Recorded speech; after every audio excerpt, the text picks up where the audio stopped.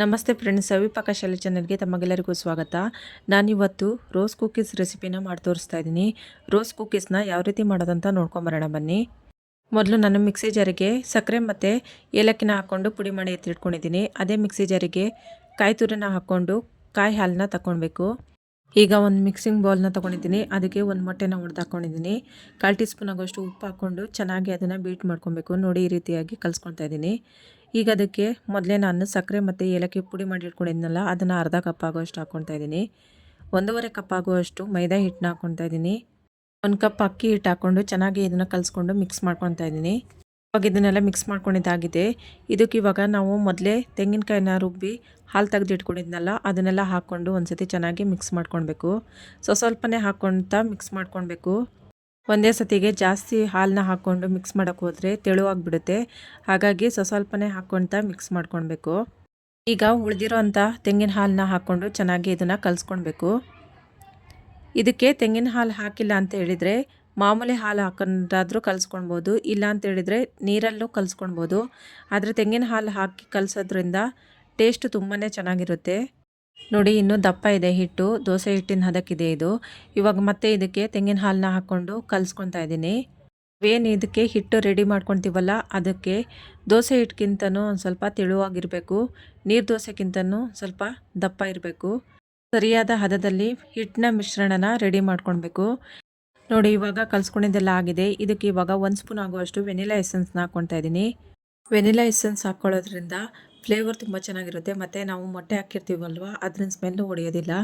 ಇದಕ್ಕೆ ಇವಾಗ cup ಎಳ್ಳನ್ನ dry roast ಮಾಡಿ ಇಟ್ಕೊಂಡಿದ್ದೆ ನಾನು, ಅದನ್ನ ಇವಾಗ ಹಾಕ್ಕೊಳ್ತಾ ಇದ್ದೀನಿ. ಎಳ್ಳು ನಾವು ಯಾವಾಗಲೂ ಹಸಿ ಹಾಕೋಕೆ ಹೋಗಬಾರ್ದು, ಹುರ್ಕೊಂಡು ಹಾಕ್ಕೊಳ್ಳೋದ್ರಿಂದ ತುಂಬಾ ಚೆನ್ನಾಗಿರುತ್ತೆ. ಈಗ ನೋಡಿ, ಎಲ್ಲವನ್ನು ಹಾಕ್ಕೊಂಡು ಕಲಿಸ್ಕೊಳ್ತಾ ಇದ್ದೀನಿ. ಮಿಕ್ಸ್ ಮಾಡ್ಕೊಬೇಕು ಚೆನ್ನಾಗಿ.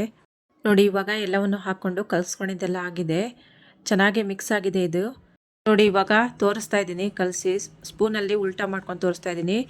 ಈ ರೀತಿಯಾಗಿ ಒಂದು ಲೈನ್ ಹೇಳಿದ್ರೆ ಅದು ಒಂದಕ್ಕೊಂದು ಕೂಡ್ಕೊಳ್ಬಾರ್ದು ಹಿಟ್ಟು. ಆ ರೀತಿಯಾಗಿ ರೆಡಿಯಾದರೆ ಹಿಟ್ಟು ಕರೆಕ್ಟಾಗಿ ಹದಕ್ಕೆ ರೆಡಿಯಾಗಿದೆ ಅಂತ ತಿಳ್ಕೊಂಡು ಅರ್ಥ. ಇವಾಗ ನಾವೇನು ಹಿಟ್ಟು ಕಲಿಸ್ಕೊಂಡಿದ್ವಲ್ಲ, ಆ ಹಿಟ್ಟನ್ನ ಒಂದು ಚಿಕ್ಕ ಪಾತ್ರೆಗೆ ಒಂದು ಸ್ವಲ್ಪ ಹಾಕ್ಕೊಳ್ತಾ ಇದ್ದೀನಿ. ನಾವು ಯಾವ ಪಾತ್ರೆಯಲ್ಲಿ ಕಲಸಿಟ್ಟಿರ್ತೀವಲ್ಲ ಹಿಟ್ಟು, ಅದೇ ಇದರಲ್ಲಿ ನಾವು ಅದ್ದಿ ಹಾಕ್ಕೊಳ್ಳೋದ್ರಿಂದ ಮೋಲ್ಡು ಬಿಸಿ ಇರುತ್ತಲ್ವ, ಹಿಟ್ಟು ಬೇಗ ದಪ್ಪ ಆಗಿಬಿಡುತ್ತೆ, ಗಟ್ಟಿಯಾಗಿಬಿಡುತ್ತೆ. ಹಾಗಾಗಿ ಒಂದು ಸ್ವಲ್ಪ ಬೇರೆ ಪಾತ್ರೆಯಲ್ಲಿ ತಗೊಳ್ಬೇಕು, ಚಿಕ್ಕ ಪಾತ್ರೆಯಲ್ಲಿ. ಈಗ ಕುಕ್ಕೀಸ್ ಮೋಲ್ಡ್ನ ನಾನು ಎಣ್ಣೆಯಲ್ಲಿ ಮೊದಲೇ ಒಂದು 2 ಅವರ್ ಮುಂಚೆನೇ ನೆನೆ ಇಟ್ಟಿದ್ದೆ. ಇವಾಗ ನೋಡಿ, ಬಿಸಿಯಾಗಿರೋದು ಮೋಲ್ಡ್ನ ತೆಗೆದು ಹಿಟ್ಟಲ್ಲಿ ಅದ್ದಿ ಒಂದೊಂದಾಗಿಯೇ ಬಿಟ್ಕೊಳ್ಬೇಕು. ನೋಡಿ ಎಷ್ಟು ಚೆನ್ನಾಗಿ ಈ ರೀತಿಯಾಗಿ ಬಿಟ್ಕೊಳ್ತಾ ಇದ್ದಾವೆ ಅಂತ ಹೇಳ್ಕೊಂಡು. ಫಸ್ಟು ಸ್ಟಾರ್ಟಿಂಗಲ್ಲಿ ಸ್ವಲ್ಪ ಕಷ್ಟ ಆಗುತ್ತೆ, ಆಮೇಲೆ ಹೋಗ್ತಾ ಹೋಗ್ತಾ ಅದಾಗಿ ತಾನಾಗಿಯೇ ಬಿಟ್ಕೊಳ್ತವೆ. ನಾವು ಪ್ರತಿ ಸಲ ಕುಕ್ಕೀಸ್ ಬಿಡೋತ್ತಿಗೆ ಒಂದು ಕುಕ್ಕೀಸ್ ಬಿಟ್ಟಾದ್ರ ಮೇಲೆ ತಕ್ಷಣವೇ ಅದನ್ನು ಮತ್ತೆ ಎಣ್ಣೆನಲ್ಲೇ ಮೋಲ್ಡನ್ನ ಇಡಬೇಕು. ಚೆನ್ನಾಗಿ ಮೋಲ್ಡು ಕಾಯಬೇಕದು ಬಿಸಿಗೆ. ನಂತರ ನಾವು ಹಿಟ್ಟಲ್ಲಿ ಅದ್ದಿ ಬಿಡೋದ್ರಿಂದ ಕುಕ್ಕೀಸು ಚೆನ್ನಾಗಿ ಎಣ್ಣೆನಲ್ಲಿ ಚೆನ್ನಾಗಿ ಬಿಟ್ಕೊಳ್ಳುತ್ತೆ ಮತ್ತು ಹಿಟ್ಟು ಮೋಲ್ಡಿಗೆ ಚೆನ್ನಾಗಿ ಅಂಟ್ಕೊಳ್ಳುತ್ತೆ. ಮೋಲ್ಡ್ ಮಾತ್ರ ನಾವು ಎಣ್ಣೆಯಿಂದ ಎತ್ತಕ್ಕೆ ಹೋಗಬಾರ್ದು. ಯಾವಾಗ ನಾವು ಕುಕ್ಕೀಸ್ ಬಿಡ್ತೀವಲ್ಲ, ಆವಾಗ ಮಾತ್ರ ಎತ್ತಿ ಹಿಟ್ಟಿನಲ್ಲೇ ಅದ್ದಿ ಬಿಟ್ಕೊಳ್ಬೇಕು. ಉಳಿದಿರೋ ಎಲ್ಲ ಹಿಟ್ಟಲ್ಲೂ ನಾನು ಇದೇ ಥರ ಕುಕ್ಕೀಸ್ಗಳನ್ನು ಮಾಡ್ಕೊಳ್ತಾ ಇದ್ದೀನಿ. ನೋಡಿ, ಇವಾಗ ಕುಕ್ಕೀಸ್ ಎಲ್ಲ ರೆಡಿಯಾಗಿದೆ, ಎಷ್ಟು ಚೆನ್ನಾಗಿ ಕಾಣಿಸ್ತಿದೆ ನೋಡಿ. ಇವಾಗ ಇದರಲ್ಲಿ ಒಂದು ಮುರಿದು ತೋರಿಸ್ತಾ ಇದ್ದೀನಿ, ಎಷ್ಟು ಕ್ರಿಸ್ಪಿಯಾಗಿ ಚೆನ್ನಾಗಿ ಬಂದಿದೆ ಅಂತ ತಿಳ್ಕೊಂಡು ತೋರಿಸ್ತೀನಿ. ನೋಡಿ ನೋಡಿ ಎಷ್ಟು ಚೆನ್ನಾಗಿ ಮುರಿತಾ ಇದೆ ಅಂತ ತಿಳ್ಕೊಂಡು. ನೋಡಿದ್ರಲ್ವ ಫ್ರೆಂಡ್ಸ್, ರೋಸ್ ಕುಕ್ಕೀಸ್ನ ಈ ವಿಧಾನದಲ್ಲಿ ನಿಮ್ಮನೇಲಿ ಒಂದ್ಸತಿ ಟ್ರೈ ಮಾಡಿ ನೋಡಿ ಫ್ರೆಂಡ್ಸ್. ಇಷ್ಟ ಆದರೆ ಲೈಕ್ ಮಾಡಿ, ಶೇರ್ ಮಾಡಿ, ಸಬ್ಸ್ಕ್ರೈಬ್ ಮಾಡಿ friends. Thank you for watching.